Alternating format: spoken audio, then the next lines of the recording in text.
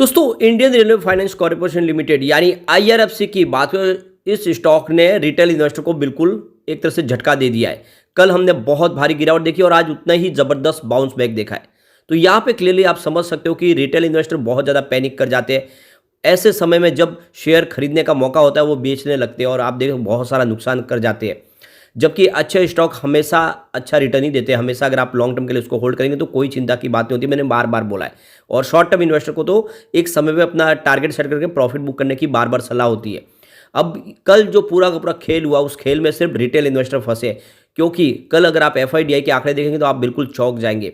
एफआईडीआई ने कल बाजार में जम के खरीदारी की है। इस गिरावट का फायदा उठा के रिटेल इन्वेस्टर को फंसा दिया गया है। अब आप आज की क्या रणनीति है उसको समझेंगे इस वीडियो के माध्यम से। मार्केट एक्सपर्ट की क्या राय निकल के आ रही है वो भी देखेंगे, और इस समय कौन से इंडेक्स में गिरावट है, और आईआरएफसी में क्या इस समय खरीदारी कर लेनी चाहिए, क्योंकि निचले लेवल से बहुत डिप में खरीदारी का लोगों को मौका मिला। स्टॉक को काफ़ी नीचे एक तरह से आया, उसमें 127 के आसपास आज फिर से मौका मिला है। 200 तक गया वो स्टॉक, 127 में मिला था। क्या इस समय इन्वेस्टमेंट करना चाहिए? वैसे तो स्टॉक निचले लेवल से ज़बरदस्त फिर से दौड़ते हुए 150 तक पहुंच भी गया है। क्या करना चाहिए हमें, जानेंगे इस वीडियो के माध्यम से।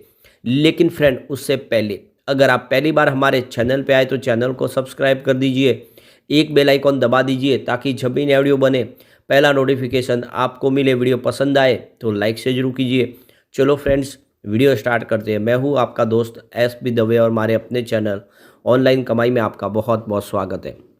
तो दोस्तों, आप देख सकते हो कि कल जो बाजार में त्राहिम त्राहिम मचा, जो स्मॉल कैप और मिड कैप की जो पिटाई हुई, उसमें जो माल बेचा गया वो सारा रिटेल इन्वेस्टर की तरफ से बेचा गया है। कल आप देख सकते हो कि डीआई ने जम के खरीदारी के इस गिरावट का फायदा उठा के, ये आंकड़े आपके सामने, काफ़ी उत्साहवर्धक उनकी खरीदारी हुई है। और दूसरी तरफ देखें तो काफ़ी समय के बाद, काफ़ी महीनों के बाद कह सकते हैं कि एफआई ने भी बाजार में खरीदारी की है। जो एफआई लगातार बाजार में बिकवाली करते हैं उन्होंने भी निचले लेवल से खरीदारी की है। तो ये क्लियरली समझ में आ रहा है कि जब एफआईडीआई दोनों ही बाजार में खरीदारी करे थे कल, और ये जो भयंकर गिरावट हुई, इसका मतलब यह कि रिटेल इन्वेस्टर ने पैनिक सेलिंग की है।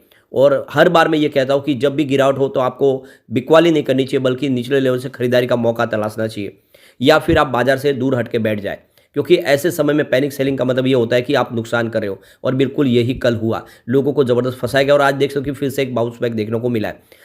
अब यहाँ पे देख सकते हो कि आज बाजार में फिर से एक अच्छी तेजी बनी है। बीएसई सेंसेक्स 71,463 के स्तर पर, जहाँ पे 391 पॉइंट की तेजी है, यानी 0.55% अपर है बीएसई सेंसेक्स। काफ़ी ज़्यादा रिकवर हुआ, कल 700 पॉइंट की गिरावट थी, लेकिन उसमें 400 पॉइंट की रिकवरी आज हो चुकी है। बीएसई फाइनेंशियल सर्विस में भी काफ़ी अच्छी रिकवरी हुई है। 10,037 के स्तर पे 104 पॉइंट की तेजी, यानी 1.05% बीएसई फाइनेंशियल सर्विस भी रिकवर हो चुका है। और बीएसई मिड कैप में भी आज कुछ रिकवरी हुई है। 38,734 के स्तर पे 203 पॉइंट की रिकवरी है, यानी 0.53% अपर है। वैसे कल 2.25% गिरा था, लेकिन अभी उसमें 0.5% की रिकवरी हुई है। तो मिड कैप फिर से थोड़ा सा दौड़ने को तैयार हुआ है, लेकिन स्मॉल कैप अभी भी रेड में है। आप देख सकते हो कि 44,098 के स्तर पे 108 पॉइंट की गिरावट है, यानी 0.24% डाउन है। कल तो बहुत जबरदस्त गिरावट, करीब 3% से ऊपर की गिरावट हुई थी, लेकिन आज अब उसमें देखें तो ये भी थोड़ा सा ग्रीन होने की तैयारी कर रहा है। तो बस कल देख सकते हो पूरी तरह से फंसाया गया है रिटेल इन्वेस्टर को, और इसके पीछे वजह है कि पैनिक सेलिंग हो जाती है। रिटेल इन्वेस्टर भ्रमित हो जाते हैं, जब गिरावट होने लगती है तो लगातार लॉस बुक करने को, निकलने को तैयार हो जाते हैं। अब आप देख दो कि आईआरएफसी ने आज जबरदस्त बाउंस बैक दिया फिर से। स्टॉक की शुरुआत हुई बिल्कुल फ्लैट 132 पर, कल की क्लोजिंग 132 के आसपास ही थी, और जो देख सकते हो कि लो भी बना इंट्राडे में 127 का। एक अच्छा मौका मिला लोगों को निचले लेवल से खरीदारी करने का, लेकिन जो हाई है वो 149 का, यानी बिल्कुल 150 तक स्टॉक पहुंचा है और इस समय 148 के आसपास ट्रेड करा, जहाँ पे 11.47% की बम्पर तेजी बनी हुई है। अब इसकी परफॉर्मेंस देखें तो 6 फरवरी को स्टॉक 160 के आसपास था, जहाँ पे 0.2% की तेजी बनी। 7 फरवरी की बात करें स्टॉक 162 के आसपास है, जहाँ पे 1% की तेजी बनी। और फिर 8 फरवरी को स्टॉक में गिरावट हुई 161 के आसपास, जहाँ पे 0.3% की मामूली सी गिरावट हुई।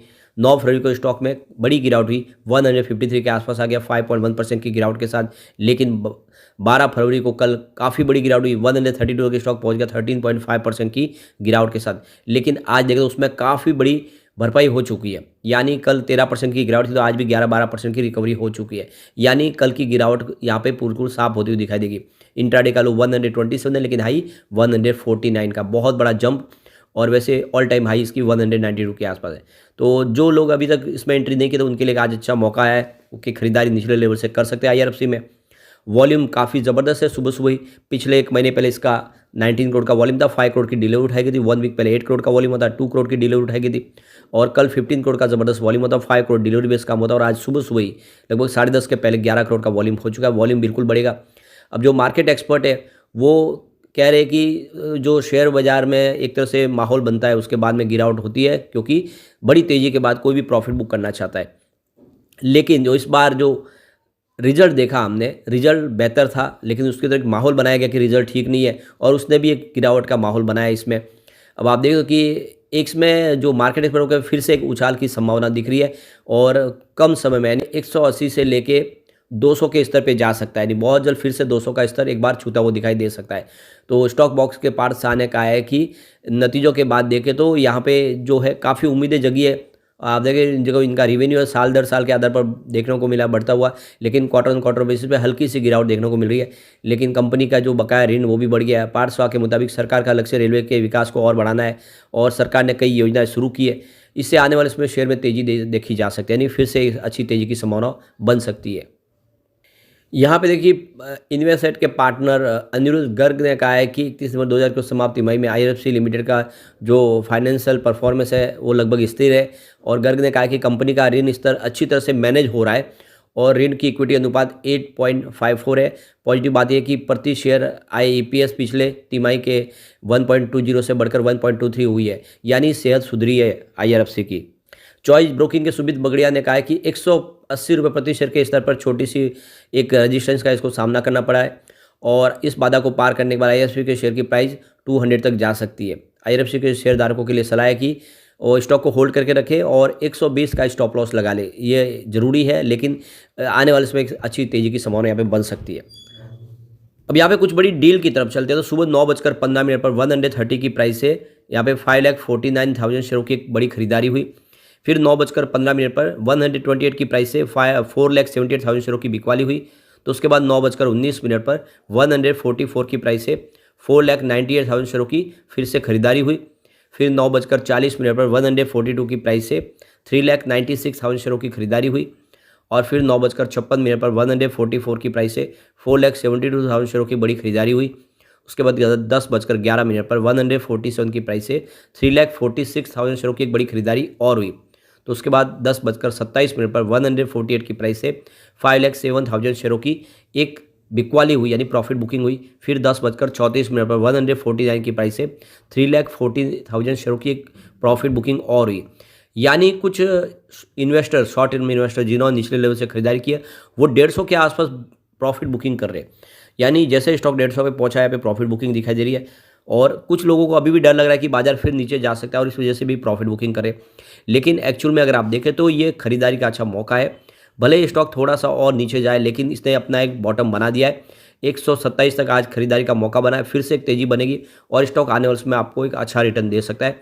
लॉन्ग टर्म के लिए इसको होल्ड करना चाहिए। आने वाले समय जिस तरह से सरकार बहुत सारी नई ट्रेनें लाने वाली है, चाहे वंदे भारत हो या फिर वंदे भारत स्लीपर हो या फिर नमो भारत हो या अमृत भारत हो, इस तरह से बहुत सारी नई ट्रेनें आने वाली है। जितनी पुरानी ट्रेनें वो सारी बंद होगी और उसकी जगह पे ये सारी नई एडवांस टेक्नोलॉजी से लैस ट्रेनें आने वाली है, यानी बहुत सारा खर्च ट्रेन के ऊपर होने वाला है। 3 नए कॉरिडोर बनने वाले हैं, जिसमें एक पोर्ट कनेक्टिविटी के लिए होगा, एक हाई डेंसिटी ट्रैफिक जहाँ पे उसके लिए होगा और एक सीमेंट और दूसरे मिनरल्स के लिए होगा, जिसमें भी बहुत सारा खर्च होने वाला है। रेलवे कवच के ऊपर बहुत सारा खर्च करिए, जिसमें सेफ्टी दी जा रही है ट्रैक के ऊपर, ताकि आने वाले समय कोई एक्सीडेंट की घटना ना हो। तो ऐसे में रेलवे जिस तरह से ये एक के बाद एक जो अनाउंसमेंट करी है उसका फायदा होगा और इस बार रेलवे का कैपेक्स भी बढ़ा है। तो लॉन्ग टर्म का नजरिया लेके आपको IRFC में निवेश करना चाहिए। मुझे लग रहा है IRFC आने वाले समय आपको बिल्कुल मालामाल कर देगा और डरना बिल्कुल नहीं चाहिए। जब गिरावट होती है तो उसमें मौके का फ़ायदा उठाना चाहिए। मैंने बार बार बोला कि जो शॉर्ट टर्म इन्वेस्टर है उनको प्रॉफिट बुक कर लेना चाहिए, उसमें पीछे नहीं रहना चाहिए। अपना टारगेट सेट कर दे और प्रॉफिट बुक कर ले तो आपको कोई चिंता नहीं होगी। लेकिन फ्रेंड, कोई भी इन्वेस्टमेंट करने से पहले अपने फाइनेंशियल एडवाइजर से बारे ले ले या अपना खुद का रिसर्च करें, क्योंकि मैंने वीडियो आपके एजुकेशनल पर्पज़ के लिए ही बनाया। वीडियो पसंद आए तो लाइक से जो कीजिए और चैनल को सब्सक्राइब कर दीजिए। Thank you friends.